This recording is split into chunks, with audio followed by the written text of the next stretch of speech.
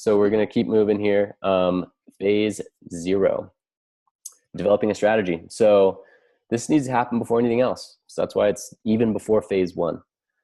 Do you know your target market?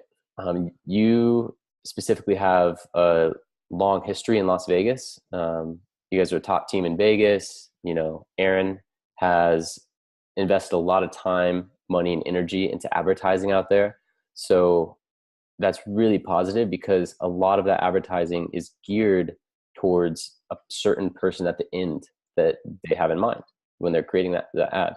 And so a lot of this, you'll be able to skim through and then just communicate to me so that I know exactly what the pain points are of the person that we're trying to reach.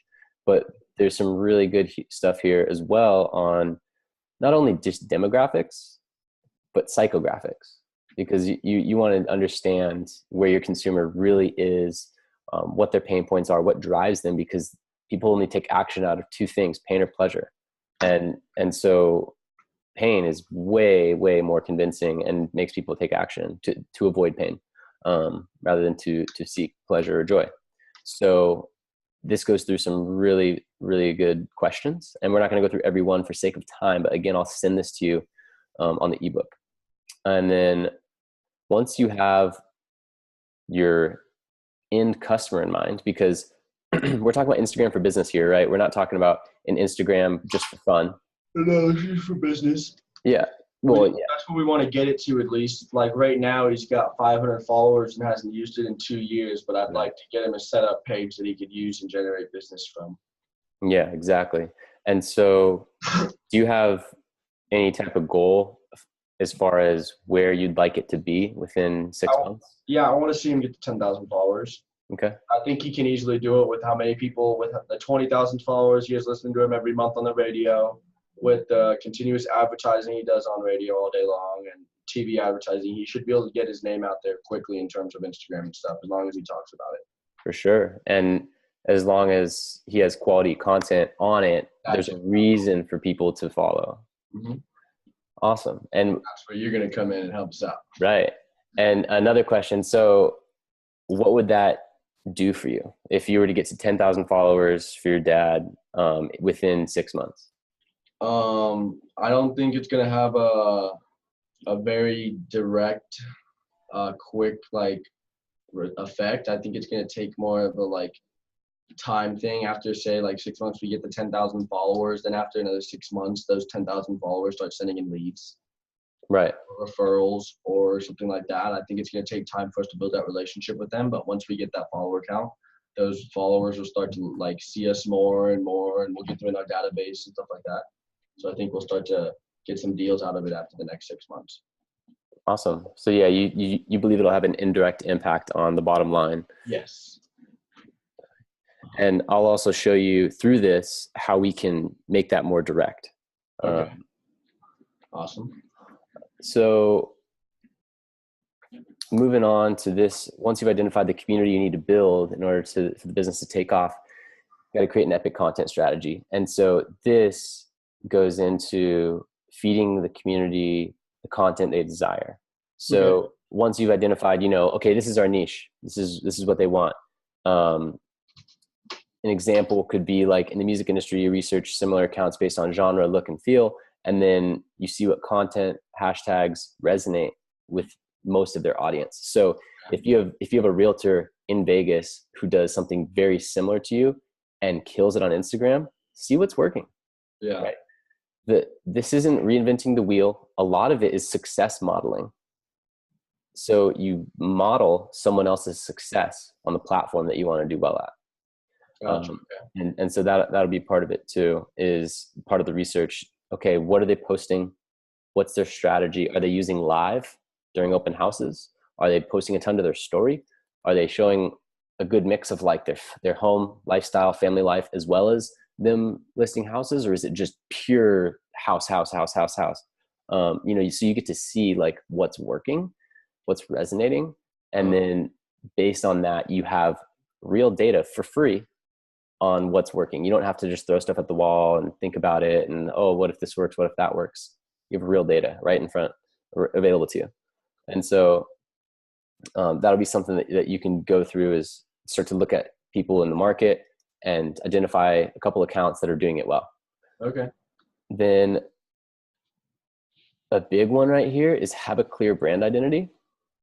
And right above that, I will also say you should start a Google document about Instagram strategy and have a few contributors that are on it, so you can start to go over these findings of, hey, I found this account, this is why I like it, check it out, da, da, da, da. And so you start to add to it and take notes.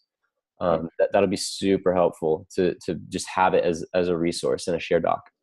But then right here, have a clear brand identity. So this is really important. I actually worked for a top branding company for 6 months, helping them with I was actually a sales consultant for them, but I learned their process. And a brand is much more than a logo.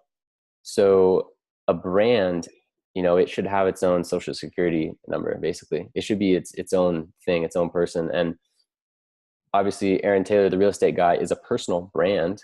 But it has a look, it has a feel, it has a voice, it has a tone, a direct way of doing business, honesty, integrity. Like there's, it's essentially like a person. And so this is really cool because you guys already have this, and these are the types of customers that I want to bring on. Because if customers don't have that, seriously, so many businesses, they'll operate for years, not have a brand in place. And then it gets to the point where it's so bad that they need to rebrand. Yeah. 3 years in, 4 years in, or they finally actually brand themselves and come up with what's important to them and why they're doing it. And no, this all needs to happen first, because that is the seed for all of the social media posting, the strategy, the captions, everything that you're pushing out, you're posting about. It all needs to tie back to this brand. So again, super important, and you seem to already have it in place, which is phenomenal. And I also include a link to like my brand guidelines booklet and some things, some resources that I've used.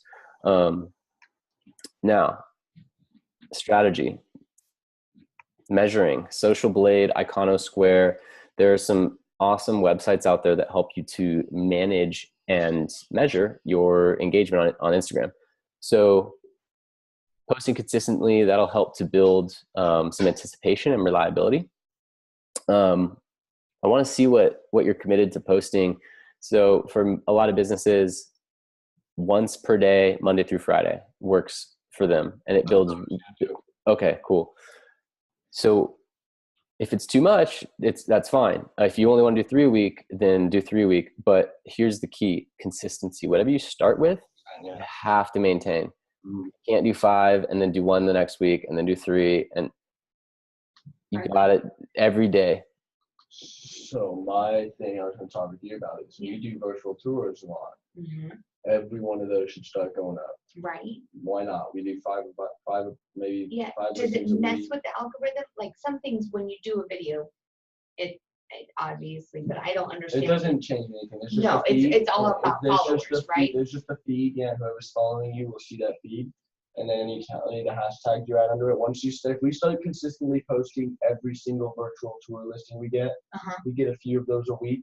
Right away, we'll only have to worry about really 2 Instagram posts a week, because those will be 2 or 3 every single week. To show it. And then the other 2 or 3 will just be one picture of Aaron, maybe a team picture, maybe 2 people doing something in the office, some office life stuff, anything like that. Okay. So, or any of his current events, you know what I mean? yeah, stuff like that. Something okay. going on. But if we can just use the houses, that can take up at least half of the photos per week right away. Perfect. Okay. And also, don't underestimate. That's also why I want Aaron to watch this lifestyle. At the end of the day, selfies get the most engagement for a reason. And that's because, and it doesn't have to be Aaron sitting there smiling. Like it can literally be him at that celebrity tournament playing basketball with everybody. Boom, snap a pic, take a video, post stuff like that. He is an active, cool dude. He has an interesting life, So don't underestimate that as well as a part of the content strategy. Of course, okay. And I love the virtual tour idea, filling that in with some really quality content that you're already creating. That's the exact thought process to go through. We don't want to add work to your plate. We want to repurpose content in a quality way. And shift the work a little bit. Exactly. And that adds value to the creation of that content. So just to go off on a quick tangent, if you create if you spend 10 hours creating a video and you only post it to YouTube and you get 300 views, then you can you're like, oh, 300 views, 10 hours, that wasn't really worth it. But if you post it to YouTube, repost it to Twitter, put it on Instagram, put it on Facebook, it all ties together. And then you also send it out in an email, and then that like helps close a house. Way more worth it, right? So the more that you can repurpose and reuse content that's relevant, it makes that content more valuable.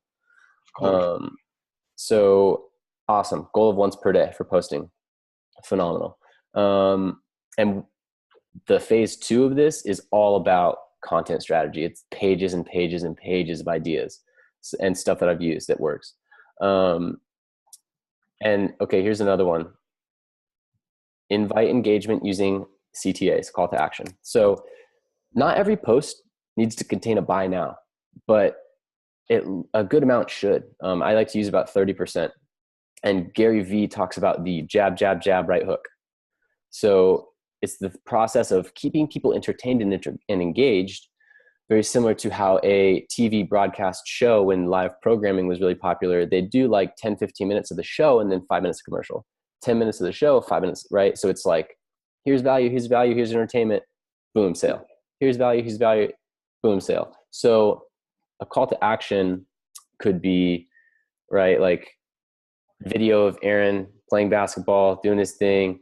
The next day, it's a virtual tour. Hey, click this link to check it out, or find our off-market listings that are coming up, or whatever. So there's a call to action there, like later in the posting week. Okay. And then target relevant locations, hashtags, accounts. So this is all again in the strategy phase. So this stuff would go into the document, the Google Doc up here. So you're taking note of like, what are our call to actions going to be based on our business? What kind of language are we going to be using? And you're asking your following to do something that makes them feel good, helps them engage with their friends, or reaffirms their beliefs or goals. So, if you're asking them to like share the account, it could be something along the lines of, if you've been helped by Aaron Taylor, who do you know who would also be helped, right? And then they could like tag something like that. And then down here for locations, hashtags, this is important for me. So when you fill that out, fill out like locations that are not just Las Vegas, but Summerlin, Henderson, more specific cities. Okay. And then what hashtags are important. So that'll be the research on your end of looking at accounts that are doing it well. So sorry, did you? Just all like real estate stuff. I've been looking at like different realtors and stuff lately on Instagram and Twitter and stuff like that. Just trying to check out this, just basically anything real estate related I've seen that looks like that's popular. Cool. Definitely real estate, like house, sell, buy, client, like. Yeah, definitely write those down in the doc, and I can help use those. I want to also challenge you to go a little further and think about, instead of from the real estate perspective, put yourself in the shoes of your ideal client. Okay. And think about where those fish are swimming, right? You want to fish in the pond where the fish are. So if you always post real estate stuff, real estate this, real estate that, like you'll get some of them, but a lot of realtors will be seeing your stuff as well. Okay. So for example, if you sell high ticket listings in the Summerlin area, you might be relevant in the golf category, or Top Golf, or small business owner associations, things like that, hashtags like that, where it's a little bit outside the box, but you know that your people are there. And so think about that as well with hashtags. All right. And then what accounts are relevant? So this would be, again, people over 2,000 followers minimum, and typically under 200,000. So anywhere between 2,000 and 200,000 other like realtors that are doing it well. And so you look at them and write those all down so that I can get a good sense of direction of where we're going. And then, we can start interacting with people that follow them, and we can start to also model what they're doing. And then the other two things to write down in the doc: create a whitelist and a blacklist. A whitelist is a list of accounts that you do not want to unfollow, interact with, do things like that, like friends, business partners, relevant people that you just don't want to be doing like growth strategy Instagram stuff with. And then the blacklist is accounts you don't want to interact with, like competitors, business contacts. So sorry, the whitelist is more so people you don't want to unfollow. So if we're going through like follow unfollow cycles, and Aaron meets this super cool guy at a real estate conference, we don't want to unfollow him a week later. So I would put him on a whitelist where it's not going to, like, they'll stay friends. Oh, sure, okay. And then the blacklist is the people that you don't want to interact with at all. You wouldn't want to be like blasting your biggest competitor with all this stuff. So that would be one example. So just so far, does that make sense? Do you have any quick questions? No, it makes sense 100%. I get it so far.